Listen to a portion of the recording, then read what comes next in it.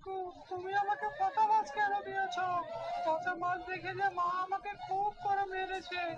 দাও, আমাকে ভালো মাছ দাও, নয়তো মাছের টাকা ফেরত দাও। আরে যা যা, আমার দোকানের সামনে থেকে যা বলছি। যখন মাছ কিনেছিলি তখন দেখিসনি মাছ পচা নাকি ভালো? এখন ওসব কথা বলে কোনো লাভ হবে না, বুঝলি? তাই বলে তুমি আমাকে পচা মাছ লুচিয়ে দিবে? আমি তো তোমার কাছ থেকে ভালো মাছ কিনেছিলাম, তাহলে তুমি পচা মাছগুলো কেন দিলে? মাত্র 100 টাকায় ভালো মাছ পাবি সেটা ভাবলি কি করে? জানিস না ভালো মাছ 500 টাকা করে কিলো?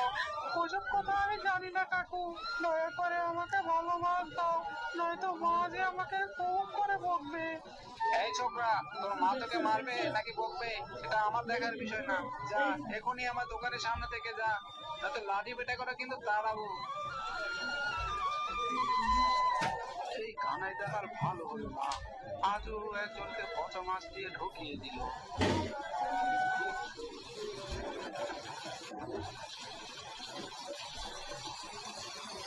যাক বাবা, বর্ষা জল জমিতে ঢোকার আগেই বেশ কিছু ধান কেটে এনেছি। এবার খাওয়াটা খেয়ে আবার বাকিগুলো ধান কাটতে চলে যাব। বলা তো যায় না বর্ষার জল আবার কখন জমিতে ঢুকে যায়। কি গো গিন্নি, তোমার রান্না বান্না হয়েছে? বলে দাও, দুটো খেয়ে জলদি জমিতে কাজে যাই। ওইদিকে যে বর্ষার জল হুর হুর করে হয়নি, হবে বা কি করে? তোমার ছেলেকে বাজারে পাঠিয়েছি কিছু মাছ কিনে। সুজন এখন কোথায় গিন্নি? কোথায় আর যাবে, পচা মাছ ফিরিয়ে দিতে গেছে।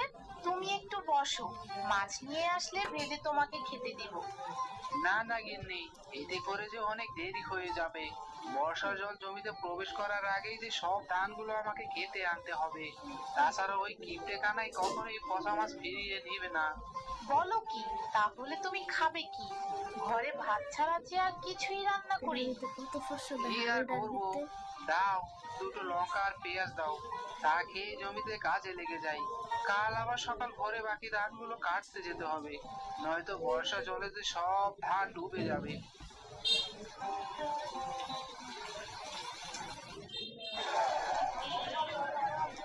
আগে মোড়ল মশাই যে, আসুন আসুন, বলুন আপনাকে কি মাছ দেবো? তোর কাছে মাত্র 4টে ইলিশই তো আছে রতন, তার মধ্যে আবার একটা পুঁটি ইলিশ। আগে হ্যাঁ মশাই, যা বড় মাছ ছিল তা সব বিক্রি হয়ে গেছে। এখন মাত্র এই বড় বড় 3টে ইলিশ আর ওই ছোট্ট পুচকি ইলিশ মাছটা রয়েছে। বর্ষাকালে মাছের বাজারে মাছ এত কম কেন রে রতন? জেলেরা তো এই সময় মাছ একটু বেশিই ধরে। আগে মোড়ল মশাই, বর্ষাকালে মাছ বেশি ধরা